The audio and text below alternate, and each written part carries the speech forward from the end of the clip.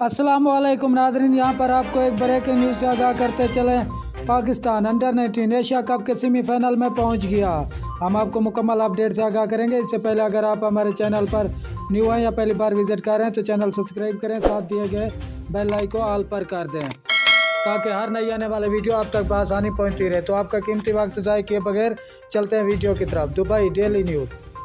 Pakistan UAE को शिकस्त देकर अंडर-19 एशिया कप के सेमीफाइनल में पहुंच गया। पाकिस्तान की टीम लीग मैचेस में नाकाबिल शिकस्त रही। पाकिस्तान ने अपने तीनों मैचेस में फतह हासिल की। पाकिस्तान ने लीग मैचेस में यूएई, अफगानिस्तान और भारत को शिकस्त दी। आज खेले जाने वाले मैच में यूएई की टीम 220 रन के तक में 198 रन बना सकी।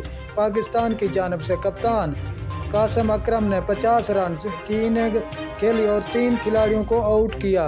बेहतरीन परफॉर्मेंस पर इनको मैन ऑफ द मैच करार दिया गया। शुक्रिया नाजरीन हमारी वीडियो देखने का।